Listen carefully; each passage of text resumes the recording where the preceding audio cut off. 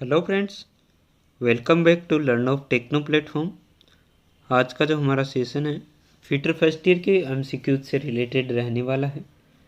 अगर आप कोई भी कंपटीशन लेवल की तैयारी करते हैं तो वीडियो को एंड तक ज़रूर वॉच करना।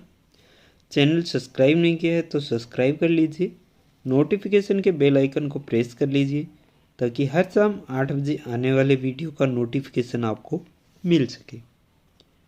आज का हमारा फर्स्ट क्वेश्चन है, एक्स के रूप में चिन्हित खराद के विनिर्देशक का नाम क्या है? What is the name of the specification of lathe marked as X? X रूप से चिन्हित भाग यहाँ पर आपको दिखाया गया है, इसके बारे में पूछा गया है। तो क्या ये बेड की लंबाई है, length of bed, centre height है, स्विंग व्यास यानी स्विंग डायमीटर है, या फिर इनमें से कोई नहीं, नन ऑफ दीज? तो क्या इसका राइट आंसर हो जाता है? तो एक्स रूप से जो चिन्हित भाग है वो हमारा क्या होता है? सेंटर हाइट होती है। तो बी इसका राइट आंसर हो जाता है, centre height is right answer. Next question है, खराद मशीन में बैक गियर यूनिट का उद्देश्य क्या है? What is the purpose of back gear unit in lathe machine? क्या स्पिंडल की गति कम करना, reducing the spindle of the speed of the spindle, spindle की स्पीड बढ़ाना, increasing spindle speed, spindle speed को जल्दी बदलना, चेंजिंग स्पिंडल स्पीड क्विकली? प्रोक्त में से कोई नहीं, नन ऑफ द अबव। क्या इसका राइट आंसर हो जाता है? इसका जो हमारा राइट आंसर हो जाता है वो होता है बैक गियर मैकेनिज्म से स्पिंडल की गति को कम करना। ठीक है, reducing the spindle of the speed of the spindle, ये इसका राइट आंसर हो जाता है।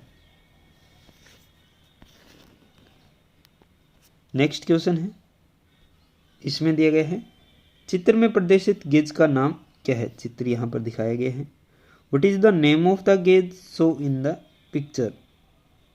क्या रिंग गेज है, पिच गेज है, फीलर गेज है, या फिर प्लग गेज है? तो ये हमारा किस प्रकार का गेज है? तो आपको देखने से ही पता चल रहा है कि यह हमारा पिच गेज है। तो क्या इसका राइट आंसर हो जाता है? बी इसका राइट आंसर हो जाता है, pitch gauge is right answer.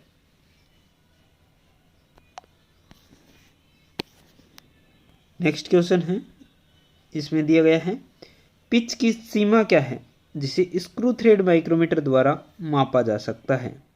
इनकी स्क्रू थ्रेड माइक्रोमीटर के द्वारा मिनिमम किस साइज की पिच की जो है वो स्क्रू की थ्रेड माप सकते हैं? What is the range of pitch that can be measured by a screw thread micrometer? 0.01 से 0.5 मिलीमीटर, 0.02 से 3.5 मिलीमीटर, 0.25 से 3.5 मिलीमीटर, 0.25 से 3.0 मिलीमीटर। तो क्या इसका राइट आंसर हो जाता है? माइक्रोमीटर के द्वारा हम मिनिमम है वो 0.25 से लेकर और 3.5 मिलीमीटर तक की माप है वो ले सकते हैं। तो सी इसका राइट आंसर हो जाता है।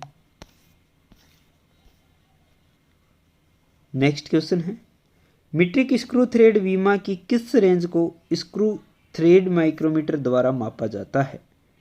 Which range of metric screw thread dimension is measured by screw thread micrometer? आर्म 1 से आर्म 6, आर्म 1 से आर्म 12, आर्म 1 से आर्म 30, आर्म 1 से आर्म 35।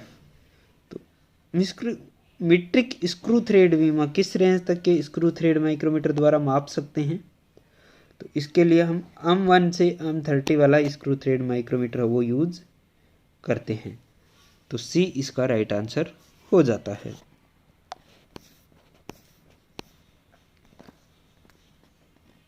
नेक्स्ट क्वेश्चन है, व्यवहार में ऑपरेटर के कौशल की रिकॉर्ड करने के लिए किस चार्ट का उपयोग किया जाता है? Which chart is use to record the skill of the operator in practice? परीक्षण चार्ट होता है, टेस्ट चार्ट, क्या लेवलिंग चार्ट होता है, ज्यामितीय चार्ट यानी कि ज्योमेट्रिक चार्ट होता है, या फिर प्रदर्शन चार्ट, परफॉर्मेंस चार्ट होता है। तो क्या इसका राइट आंसर हो जाता है? तो ऑपरेटर की कौशल को रिकॉर्ड करने के लिए हम परफॉर्मेंस चार्ट बनाते हैं, प्रदर्शन चार्ट। तो डी इसका राइट आंसर हो जाता है, performance chart is right answer. Next question है, किस बीरिंग का भार इसके एक्स के समांतर होता है? The load of which bearing is parallel to its axis. क्या नीडल बीरिंग होता है, थ्रस्ट बीरिंग होता है, प्लेन बीरिंग होता है, या फिर स्प्लिट बीरिंग होता है? तो क्या राइट आंसर इसका हो जाता है? तो एक्स के समांतर रहता है वो कौन सा बीरिंग होता है? हमारा थ्रस्ट बीरिंग होता है। तो बी इसका राइट आंसर हो जाता है।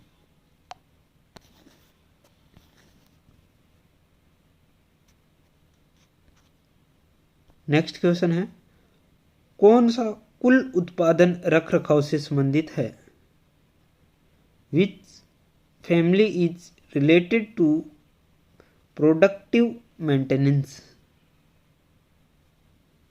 ग्राहकों को दोषपूर्ण सामानों की सप्लाई करना, supplying defective goods to customer, अनिर्धारित रख रखाव, अनशेड्यूल्ड मेंटेनेंस,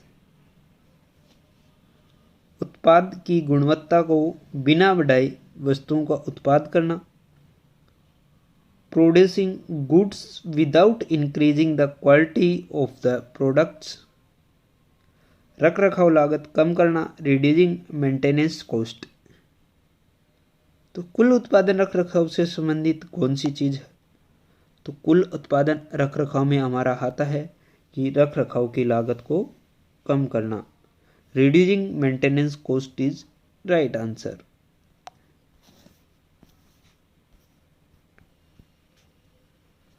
नेक्स्ट क्वेश्चन है, अनुत्पादक विनिर्माण OEE के लिए उच्च स्तरीय सूत्र क्या है? What is the high level formula of unproductive manufacturing OEE? उपलब्धता, मात्रा, गुणवत्ता, एबिलिटी, क्वालिटी, क्वांटिटी क्वालिटी, या फिर उपलब्धता, उत्पादकता या गुणवत्ता, एबिलिटी, प्रोडक्टिविटी, क्वालिटी, उत्पादक आउटपुट, गुणवत्ता, उपलब्धता, प्रोडक्ट आउटपुट, क्वालिटी और एबिलिटी, उत्पादक आउटपुट और मात्रा, गुणवत्ता, product output, quality, quantity quality. तो OCC के लिए उच्च स्तरीय सूत्र हमारा क्या होता है? तो इसके लिए हमारा उच्च स्तरीय सूत्र होता है उपलब्धता, उत्पादकता और गुणवत्ता। उपलब्धता, उत्पादकता और गुणवत्ता यानी कि एबिलिटी, प्रोडक्टिविटी और क्वालिटी। तो बी इसका राइट आंसर हो जाता है। नेक्स्ट क्वेश्चन है, इसमें दिया हुआ है असेंबली तकनीक की विधि को पहचाने, identify the method of assembly technology. क्या डबलिंग है, क्या पिनिंग है, क्या पेनिंग है, या फिर स्टेकिंग है? तो यहाँ पर आप देख सकते हैं कौन सा मेथड है असेंबली का। तो ये हमारा किस प्रकार का मेथड रहता है? तो ये डबलिंग टाइप, डबल पिन इसमें लगी होती है। ठीक है, तो ये क्या है? डबलिंग टाइप मेथड है। ये डबल पिन यहाँ लगी है, एक यहाँ पर लगी हुई है। ठीक है, तो ए इसका राइट आंसर हो जाता है। आज की वीडियो में बस इतना ही।